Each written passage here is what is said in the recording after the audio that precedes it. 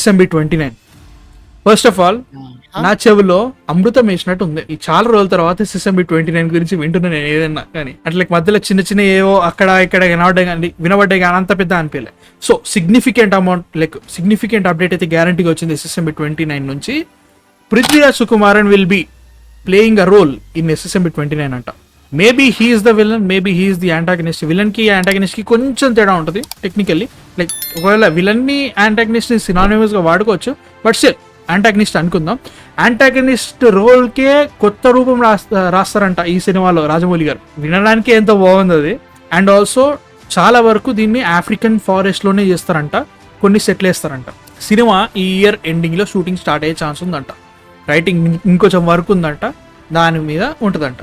So first of all నా thinking ఏంటంటే Prithviraj Sukumaran right now is a hot topic. Salaar, Bade Miyan Chote Miyan, for wrong terms everything.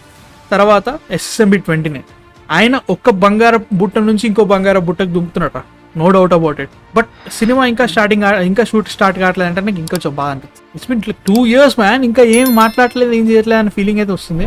నీకే అనిపిస్తుంది చెప్పు. నేను ఈ విషయంలో రాజమౌళి గారిని ఏం అనలేను, ఎందుకంటే ఆయనకి 100% సక్సెస్ రేట్ ఉంది, ఇంక్లూడింగ్ స్టైల్ కాదు సై కూడా స్టోరీ పరంగా అది వెరీ గుడ్.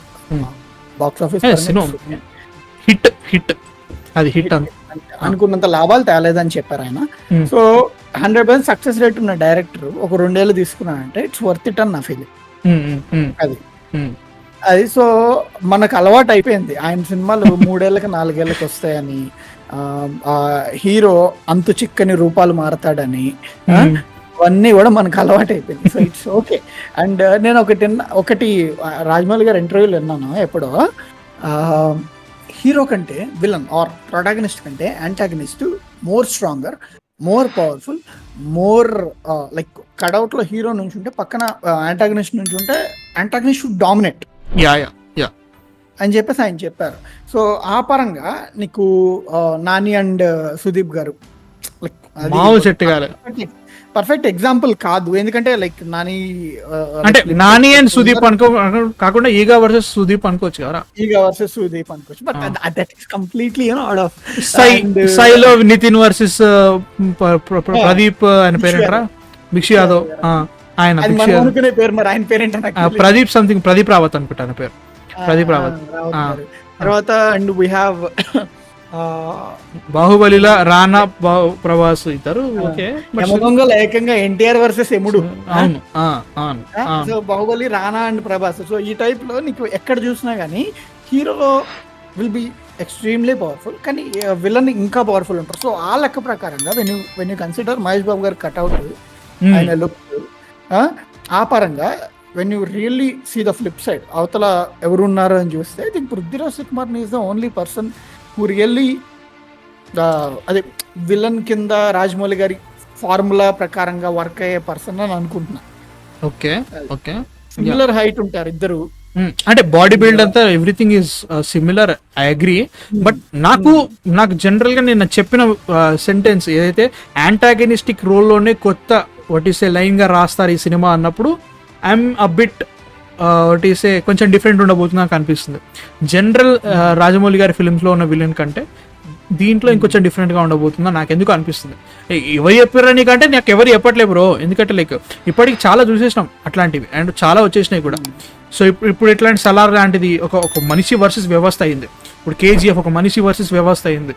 పుష్ప ఒక మనిషి వర్సెస్ వ్యవస్థ. ఇప్పుడు మళ్ళీ టోటల్ ఇదే పంతాలో తీసుకెళ్తారా అంటే నేను అట్లా అనట్లేదు, కానీ జనరల్గానే రాజమౌళి గారు he's been you know breaking the boundaries since Baahubali, Eega వాటిలలో ఆయన ఎంత వటీసే విలన్ ని గొప్పగా చూపెట్టాలనుకున్నా కానీ హీఈస్ బ్రేకింగ్ సంథింగ్. ఎందుకంటే RRR లో ఎంత లైక్ సినిమాలు టెక్నికల్ చెప్పాలంటే విలన్ మీద అంత పెద్ద ఎంఫసిస్ ఉండదు. British empire as a whole ఒక ఫేస్ ఉంది అంతే, ఏంది బ్యాక్స్టర్ అని పేరు, విలన్ టెక్నికలీ అదే mainly focused on these two guys. వీళ్ళే హీరోలు, వీళ్ళే విలన్లు, వీళ్ళే కొట్టేసుకుంటారు, వీళ్ళే లైక్ ఫ్రెండ్స్ గా ఉంటారు అన్నట్టు. సో దాని మీద ఎక్కువ ఎంఫసిస్ ఉంటుంది. సో ఐఎమ్ థింకింగ్ అలానే ఇది కూడా ఇలానే ఉంటుంది అనుకుంటున్నా. Like it's going to be something kind of what is a new kind of villain ఒకవేళ విలన్ అయితే Prithviraj Kumar. Maybe Salaar type of friendship లేదంటే జనరల్గా ఉండి ఒక what is misunderstanding kind of feel ఉంటుందేమో అంటే లైక్ మిస్అండర్స్టాండింగ్ అంటే ఇంకా గ్రాండ్ వే ఇంకొంచెం పెద్ద వేలో ఉంటుందని నేను అనుకుంటున్నా. As a whole first of all గొప్ప యాక్టర్స్, గొప్ప డైరెక్టరు, పెద్ద బడ్జెట్, టైం తీసుకొని చేస్తున్నారు, మామూలుగా ఉండదు. అసలు డౌట్ పడడానికి ఏముందిరా మనకి, ఆయన గొప్ప my favourite director of all time. నువ్వు రిలీజ్ డేట్ ఎప్పుడో చెప్పు, ఆ టైంకి నేను పెళ్లి చేసుకున్నా పిల్లలతో రెడీగా వచ్చి కూర్చుంటా అని ఫీలింగ్ అయితే మాత్రం ఇంకా అంత డిలే అవుతుంది కాబట్టి నెంబర్ 2 పరంగా అంత డిలే అవుతుంది కాబట్టి ఖచ్చితంగా అప్పటి వరకు ఖచ్చితంగా థియేటర్కి వెళ్ళి చూడాల్సిందే, డౌట్ లేదు.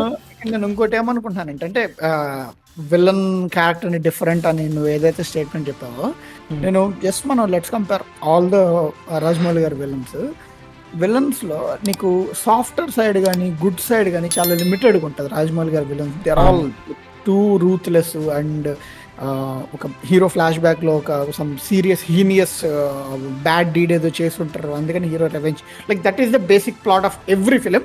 కానీ how it revolves, how the story goes అనేది డిఫరెన్స్. మేబీ దిస్ టైం ఆయన కొంచెం లైక్ పాజిటివ్ సైడ్ చూపిస్తూ విలన్ ఎందుకు అయ్యారు అంటే అలా కూడా ఎగ్జిక్యూట్ అయినవి ఉన్నాయి, బట్ రాజమౌళి గారి ఫిలిమ్స్ లో అవ్వలేదు కదా ఇప్పటివరకు ఆ టైప్ లో. అట్లా కాలేదు. అండ్ ఆల్సో ఆయన పిండే ఎమోషన్ ఇంకెవరు వినలేరు, సో అది కూడా బాగా వర్కౌట్ అవుతుంది.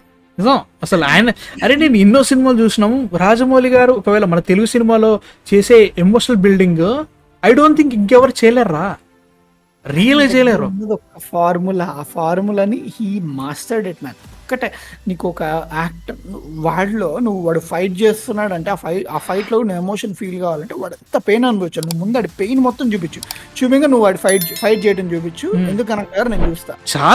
చాలా మంది అదే ఫార్ములాని వాట్ ఈస్ ఇన్స్పైర్ అయ్యి దాన్ని కొంచెం అటు ఇటు వాళ్ళ స్టైల్లో రీడిఫైన్ చేసుకొని వచ్చిన వాళ్ళే చాలా మంది ఉన్నారు. ఈవెన్ ఇప్పుడు కేజీఎఫ్ చూసిన తర్వాత కూడా కేజీఎఫ్ లో కూడా చేసిరుగా పోయా అంటే రాజమౌళి గారి ఫార్ములానే రీడిఫైన్ చేసి వచ్చింది చెప్పి, అంటే ఆయనే చేశానని చెప్పట్లేదు, రాజమౌళి గారే చేసిన, కాకపోతే ఆయన చూపించినట్టు ఇంకెవరు చూపెట్టలే. దట్ ఇస్ మై పాయింట్ అన్నట్టు.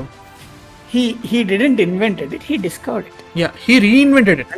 నా దృష్టిలో ఆయన ఇప్పుడు లెట్స్ జస్ట్ సే ఆర్ఆర్ఆర్ లాంటి ఒక మెలోడ్రామా ఫిలిం, టెక్నికల్లీ చెప్పాలంటే మన ఇండియన్ సినిమాలో ఏమైనా డ్రామాస్ అన్ని కొంచెం మెలోడ్రామా ఉంటుంది. జనరల్ మనుషులు రియాక్ట్ అవ్వడానికి జనరల్ మనం చూసే సినిమాల కంటే ఎక్కువ ఎమోట్ చేస్తూ ఉంటారు, ఎక్కువ లైక్ ఎక్స్ప్రెషన్స్ వస్తూ ఉంటాయి అన్నట్టు. బాధ మరీ దారుణంగా ఇట్లా కట్టయింది అనుకో, మనం అరే తాకింది అనుకునే దానికంటే మన దగ్గర అమ్మో తాకింది అనుకుంటే వడవడ ఏడుస్తూ ఉంటారు అన్నట్టు. అది మెలోడ్రామా. అలాంటి మెలోడ్రామాని యూజ్ చేసి కూడా హాలీవుడ్లో అందరినీ మెప్పించిందంటే అది మామూలు ఇష్టం కాదు. ఎందుకంటే వాళ్ళు చాలా ఇంకా రియలిస్టిక్ ఉంటారు, వాళ్ళు చిన్న లాజిక్ అటు ఇటు పోయినా కానీ ఏం సినిమా బొక్క అని పక్క వాడేస్తారు. అట్లాంటి వాళ్ళందరూ కూడా ఈ సినిమా మామూలుగా లేదని ఫీలింగ్ క్రియేట్ చేయగలిగిందంటే he is something of mastermind అని నా ఫీలింగ్ అన్నట్టు. సో ఇప్పుడు మన ఇండియన్ ఆడియన్స్తో పాటు ఇంకా వచ్చే హాలీవుడ్ ఆడియన్స్ కూడా క్యాటర్ చేస్తున్నాడు అంటే SSMB 29 ఎలా ఉంటుందో వాళ్ళ ఊహకే వదిలేయాలి, మన ఊహకే వదిలేసుకోవాలి. అట్లుంటుంది అన్నమాట సిచ్యువేషన్. నాకైతే అది అనిపిస్తుంది.